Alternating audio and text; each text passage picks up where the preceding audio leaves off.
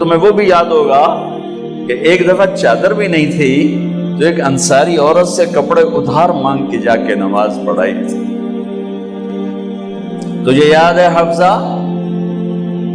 میرے نبی نے کبھی ٹیک لگا کے کھانا کھایا؟ تمہیں یاد ہے کبھی ٹیک لگا کے کھانا کھایا؟ ہمیشہ ایسے جھک کے کھانا کھایا کہ میں غلام ہوں، غلاموں کی طرح کھاؤں گا. ایک دفعہ تو نے چھوٹے سے اس پر ٹیبل پہ رکھ دیا تھا اور کہا یا رسول اللہ آپ ذرا آرام سے کھا لیں، تو آپ نے کھانا اٹھا کے زمین پہ رکھ کے کہا تھا حفصہ میں غلام ہوں، میں غلاموں کی طرح کھانا کھاؤں گا. تجھے وہ بھی یاد ہوگا تیرے گھر میں میرے نبی کا بستر کیا تھا بتا؟ کہا جی ایک ٹاٹ تھا، ٹاٹ جو دن میں پھیلا دیتی تھی رات کو دوہرا کر دیتی. کہ اچھا وہ رات یاد ہے جب تو نے اسی ٹاٹ کی ایک کی بجائے 2 تہ لگائی تھی اور صبح اللہ کے نبی نے پوچھا تھا حفصہ میرا بستر تبدیل کر دیا؟ کہ نہیں یا رسول اللہ وہی ہے، میں نے ایک کی 2 تہ لگا دی تاکہ آپ کے لیے تھوڑا نرم ہو جائے. کہ نہیں حفصہ اس سے جیسا پہلے تھا ویسا ہی کر دو، میں رات کو اٹھ کے اللہ سے باتیں کرتا ہوں، اس کی نرمی نے مجھے اٹھنے میں ذرا رکاوٹ پیدا کی.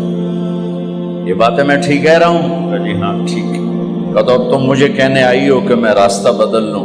حفصہ جنہوں نے تمہیں بھیجا ہے، عائشہ جنہوں نے تمہیں بھیجا ہے انہیں بتاؤ 3 دوست تھے، 3 مسافر تھے، ایک ان کی ڈگر تھی، اس پر ایک چلا اور چلتے چلتے چلتے اپنی منزل پہ پہنچا اللہ کے محبوب. پھر دوسرا چلا اور اسی ڈگر پہ چلا اور چلتے چلتے اپنی منزل پر پہنچا ابو بکر صدیق. اب تیسرا چل رہا ہے، اگر انہی کی راہ پہ چلے گا تو ان تک پہنچے گا، ادھر ادھر ہو گیا بھول بھٹک جائے گا.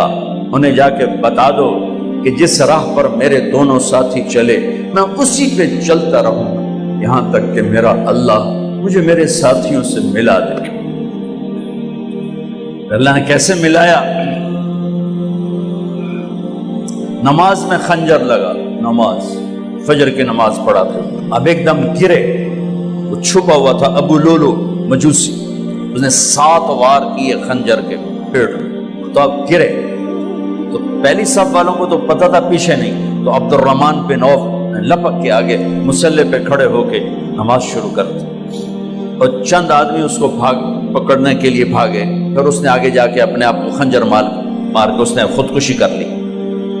اٹھا کر مکان پر لے گئے، دودھ پلایا گیا تو وہ آنتوں سے باہر نکل گیا. کہنے لگے موت کا پیغام آ گیا ہے.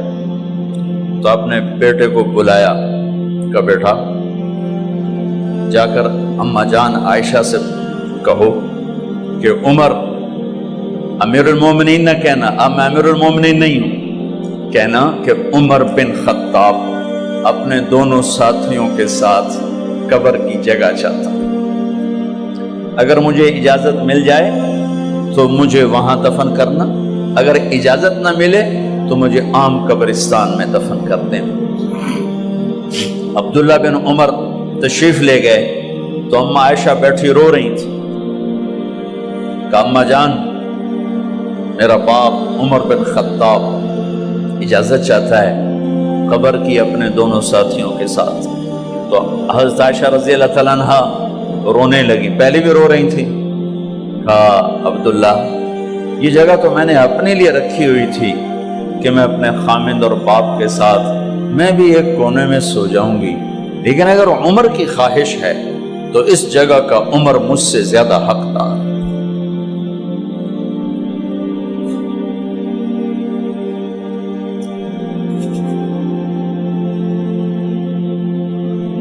بیٹے نے آ کر کہا ابا جان مبارک ہو اجازت ہو گئی. کہا بیٹا ہو گئی، لیکن جب میری میت اٹھاؤ تو دروازے پر جا کر رکھنا اور ایک دفعہ دوبارہ پوچھنا، ہو سکتا ہے میرے شرم میں اجازت دی ہو اور میرے مرنے کے بعد انکار فرما دیں، تو ایک دفعہ دوبارہ پوچھنا، اس وقت بھی اجازت ملے تو پھر لے جانا ورنہ واپس لے جانا.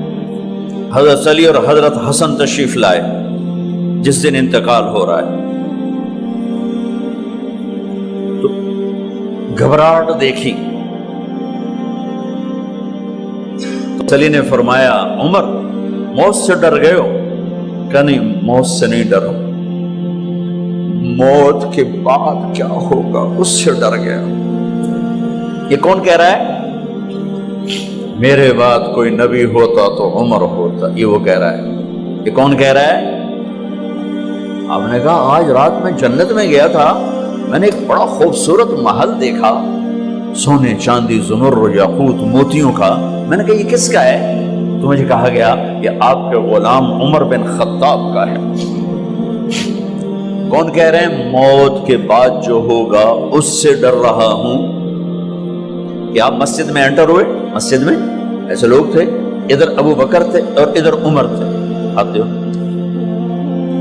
आपने यूं हाथ पकड़ लिया, दोनों के ऐसे हाथ पकड़ लिए, इधर अबू बकर इधर उमर।